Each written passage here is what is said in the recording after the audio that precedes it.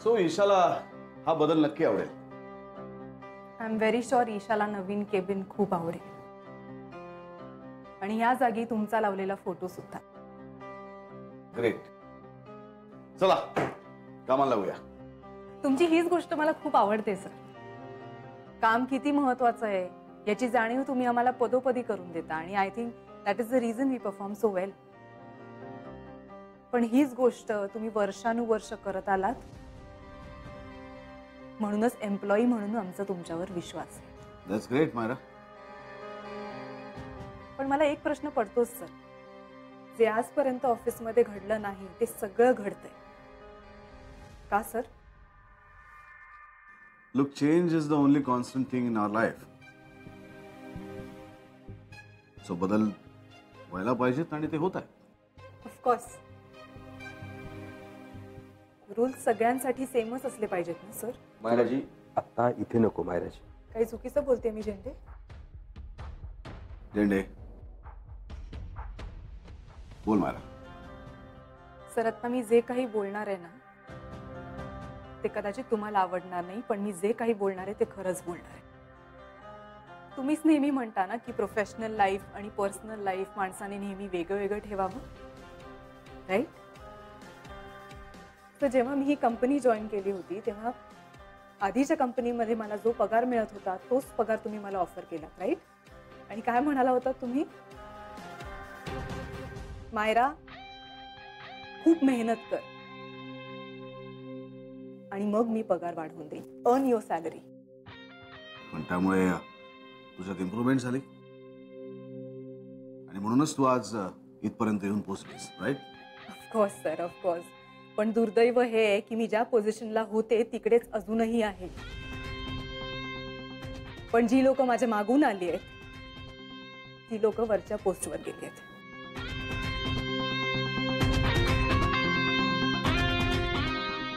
आणि काहीही न करता and I am very sure Mihir will agree to this. कारण मिहीर स्वतः मला ही गोष्ट बोलला होता. Mihir, yes ma'am. आणि हे सगळे बदल फक्त एका व्यक्तीसाठी घडलेत. जयदीप सर सुद्धा या कंपनीचे ओनर आहेत ना sir. He is much more qualified. पण त्यांना कुठलीही पोस्ट ऑफर केलेली नाहीये का? पण राजनंदिनी डिपार्टमेंटची हेड कोण आहे हे मी नव्याने सांगायला नको ना तुम्हाला?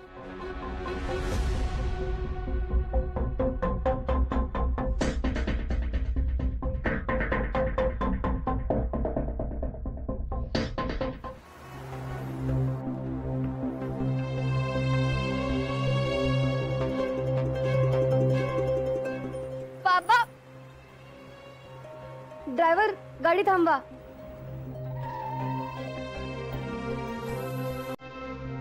बाबा,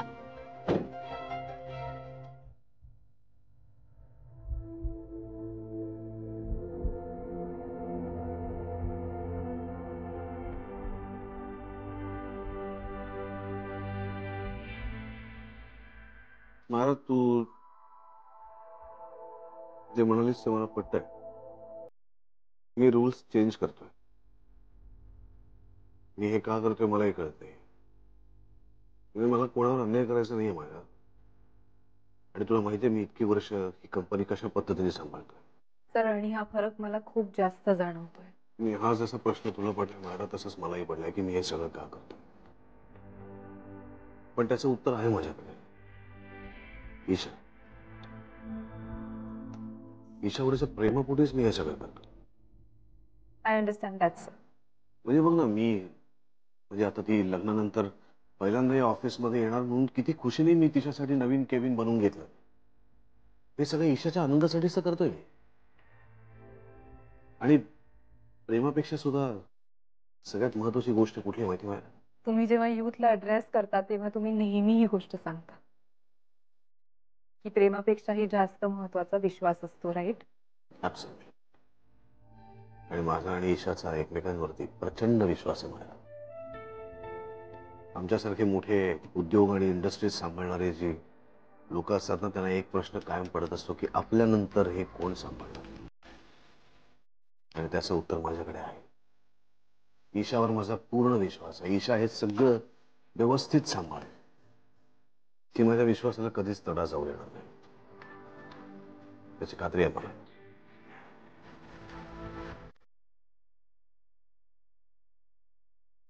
कधी एकदा ईशा येते आणि तिला तिचं नवीन केबिन दाखवते असं झालंय मला.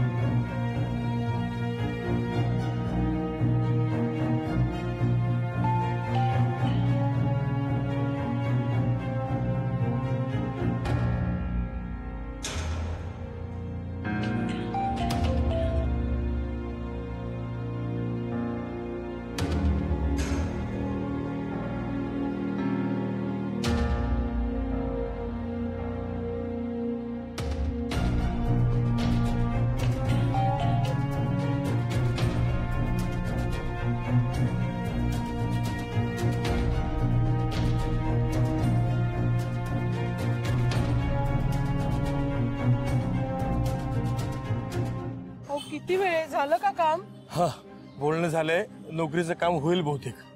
असं किती दिवस फिरणार होता आपण मुंबईत? काळजी करू नकोस ग, सगळं ठीक होईल.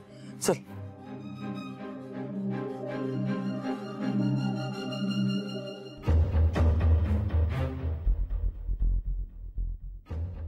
सारिका, ईशाला फोन करत राहा आणि जसा फोन लागेल तसा आतमध्ये ट्रान्सफर कर. ठीक आहे? हा, वाट बघतोय. फोन करत राहा ती उचलेपर्यंत.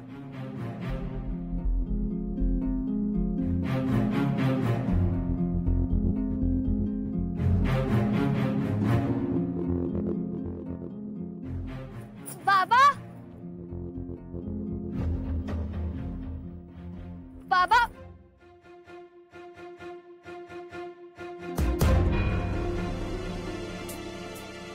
सॉरी, हे चुकून. कुठे गेले बाबा?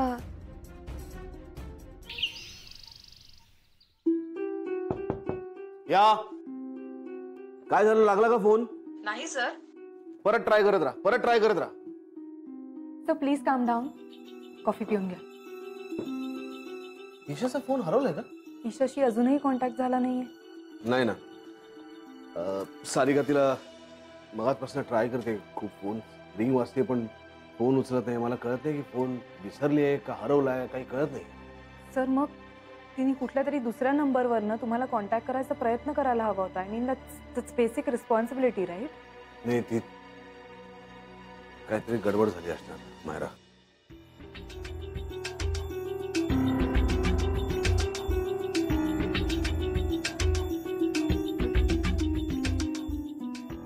हसलेस का? Isha is very lucky. तिची चूक असली तरीही तुम्ही तिची बाजू घेता sir. You don't let her down. तसं नाहीये मायरा, मला खात्री नक्की तिला काहीतरी अडचण आली असणार. सर खरं सांगायचं तर ही ईशाची ही चूक नाहीये. कारण आजकालच्या मुलींना सगळं एवढ्या सहज मिळतं ना की त्यांना जबाबदारी नाही कळत. तर तुम्ही ईशाची एवढी काळजी करता, तुम्ही तिच्यावर एवढा विश्वास ठेवलाय, पण तिने साधा तुम्हाला कॉलबॅकही केलेला नाहीये. तुम्ही तिला सरप्राईज द्यायला एवढे उत्सुक आहात. एक अख्खं केबिन बनवलंय तिच्यासाठी सरप्राईज म्हणून आणि तिनेच तुम्हाला सरप्राईज दिलं फोन न करून. ती तशी नाहीये मायरा. सर तुम्हाला आठवतंय तुम्ही जेव्हा मला माझं केबिन दिलं होतं त्या दिवशी मी किती रडले होते? कारण मी खूप मेहनत केली होती सर ते केबिन मिळवण्यासाठी. पण सर ईशाला हे सगळं खूप सहजासहजी मिळालंय, म्हणून कदाचित तिला ह्या सगळ्याची किंमत नाहीये.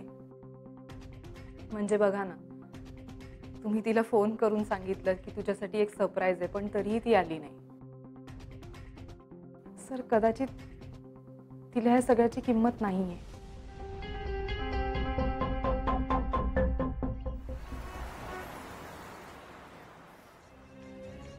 रवी दादा ऑफिसला चला. चला.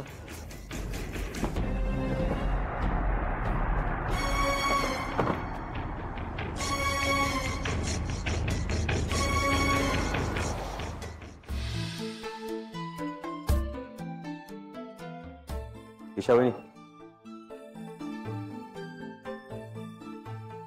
ईशा ग कुठे होतीस तू? सर तुला फोन करायचा प्रयत्न करत होते केव्हापासून. ईशा एवढा लेट झालाय आणि आम्ही सगळे तुझ्यासाठी ऑफिसमध्ये थांबलोय, हे कळत नाहीये का तुला? ईशा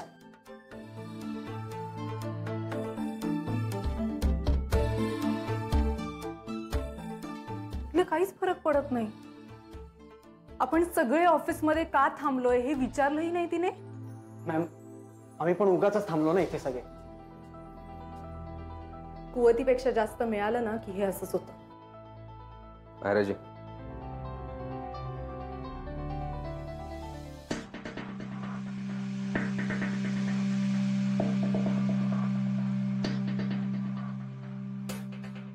सर येऊ? काय ईशा, आत्ता आलीस तू? या आत ये. हा एवढा उशीर? सर काही फोन वगैरे बघायची पद्धत आहे का नाहीये? सर घरी आई बाबा. अरे किती वेळ तुझी वाट बघत होतो आम्ही सगळे, आणि ताबडतोब निघून ये असा फोन करून तुला किती वेळ झाला? तू का नाही आलीस लगेच? अहो, सर, काय समजायचं काय? मी सांग ना. बरं काही फोन वगैरे बघ ना, तुला कळेल की किती मिस कॉल घेऊन गेले त्याच्यामध्ये. आणि मी एकटा वाट बघत नव्हतो ईशा, अख्खा स्टाफ तुझी वाट बघत होता तुला सरप्राईज देण्यासाठी. सर मला कळलंच नाही तुमचे फोन आलेले. कारण तू रमलीस ना तिकडे. इकडे आपली कोणीतरी काळजी करतंय याचं भानच नाही तुला. इतका वेळ तुला फोन करतोय, आम्हाला असं वाटलं की तुझा फोन हरवला असेल, पण तुला फोन ऐकू आला नाही. एवढा बेजबाबदारपणा. हो पण सर घरी. हो, तुझ्या आई बाबांची काळजी वाटली म्हणूनच तुला जायला सांगितलं. त्यांची खुशाली मला कळव फोन करून, जी तू कळवली नाहीसच. काही प्रॉब्लेम आला तर मला फोन कर, जोही तू केला नाहीस. किमान तुझ्यासाठी जे सरप्राईज आहे ते सुद्धा तुला बघावं असं वाटलं नाही ईशा. कम ऑन यार. सर माझं ऐकून तरी. काय ऐकायचं सांग ना. तू काही बोल नकोस आणि तुझ्याकडे काही एक्सप्लेनेशन नाहीये देण्यासारखं. तुला माहितीये तुझ्यासाठी काय सरप्राईज आहे? एक मोठं केबिन बनवलंय तुझ्यासाठी. तुला शोभेल असं सुंदर केबिन, मोठं केबिन. राजनंदिनी साडीच्या हेडला शोभेल असं केबिन बनवलंय. मायरानी बनवलंय स्वतःहून. तुला फोनही केला असेल तिने तुझ्या आवडीनिवडी जाणून घेण्यासाठी. केवढी मेहनत घेतली त्या मुलीने, पण तुला नाही बघावं असं वाटलं की तुझ्यासाठी सरप्राईज काय? सर अहो, मी काय म्हणतेय. Just shut up. ईशाला सरप्राईज कसं वाटलं की तिच्या चेहऱ्यावर पाहायची उत्सुकता होती, पण ती आली तेव्हा तिचा चेहरा पडलेला होता ना. अशा सरप्राईजेसची किंमत फक्त आपल्याला असते परांजपे साहेब, आणि आपल्याला ते कधीच मिळत नाही.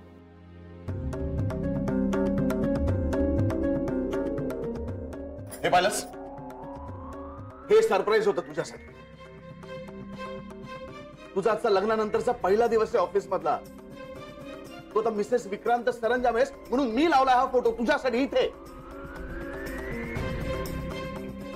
पण जाऊ दे, तुला कशाचीच किंमत नाही ईशा.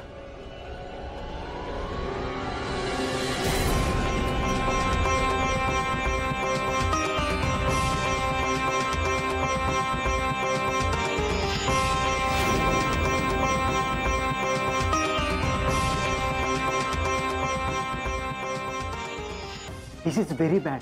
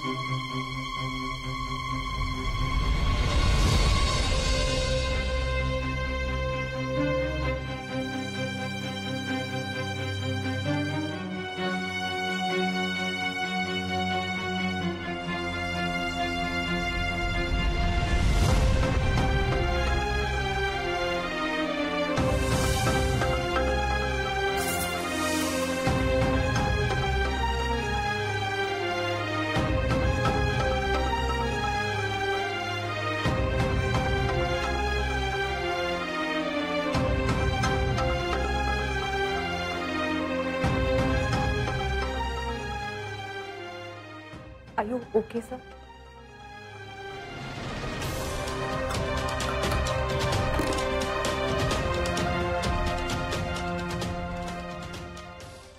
थोडं पाणी प्या please. Relax please.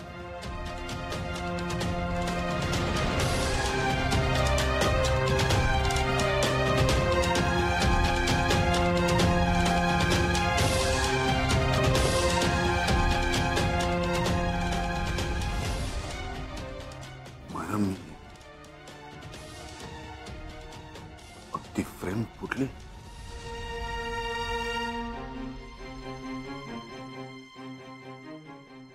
It's okay sir. मी ती पुन्हा नवीन बनवून घेईन. इतके वर्षात मी असं काही केलं नाही आहे. इतके वर्षात तिथे कुठलीही गोष्ट कधी लावली नाही. आजच का लावली मी ती फ्रेम तिकडे? सर खरं तर हा विचार आम्ही सगळे करत होतो. तू बोललीस ते खरं आहे मायरा. मी जे बदल करतोय ना ऑफिसमध्ये, हे सगळं त्याच्यामुळे घडतंय. सर आय थिंक एका साईडचा स्क्रू लूज झाला होता आणि आपण खूप दिवसात तिकडे काही माउंटही केलं नव्हतं म्हणून झालंय ते. बाकी काही नाही. नाही मुळात मी तिथे लावायलाच का गेलो हेच मला कळत नाही. का गेलो मी तिकडे? मी ती फ्रेम पुन्हा बनवून घेईन. It's okay. No it's not okay. It's not okay Myra. It's not okay.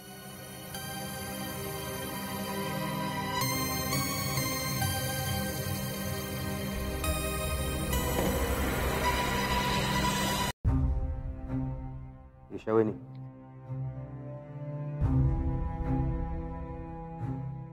Sir दुपारपासून वाट बघताय तुमची. तुला माझं लग्नानंतर तुम्ही पहिल्यांदा इथं ऑफिसमध्ये येणार म्हणून तुमचं नवीन कॅबिन बनवून घेतलं सरांनी. खूप कौतुकानं, खूप प्रेमानं. नेमकं तुम्ही आज उशिरा आलात. एवढे फोन केले तुम्हाला, मी उत्तर पण नाही दिलं. मग सर चिडणारच ना. वाईट वाटलं त्यांना खूप.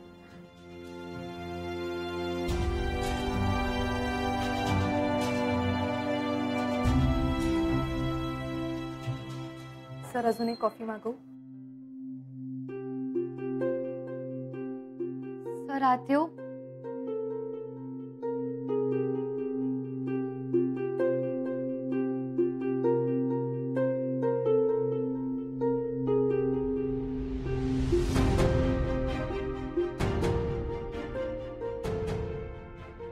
Sir I am sorry.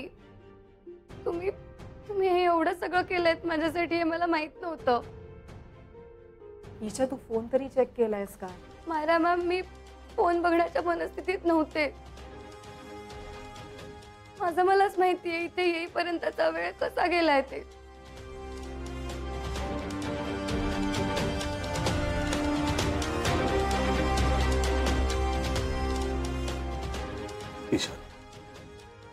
Isha आई बाबा बरे आहेत ना? तर आई बाबा इथे नाहीयेत आणि ते कुठे गेलेत काहीच कळत नाहीये मला. आणि कळू शकेल असंही वाटत नाहीये. आई बाबा घरी नाहीये? नाही सर. तर मी घरी गेले तेव्हा घराला कुलूप होतं. घराला कुलूप होतं? काय झालं ईशा? तर मी रुपालीला विचारलं, मी सावंत काकांना विचारलं, पटेल भाईंना विचारलं, आई बाबा कुठे गेलेत? म्हणजे घराला पण वेगळंच कुलूप लावलंय. अगं कुठेतरी गावाला गेले असतील हो की नाही पटेल भाई? ते गेले ना तेव्हा कदाचित मी घरी नसावी. अहो खरंच सांगतो, लिमकरांनी रूम इकली. काय?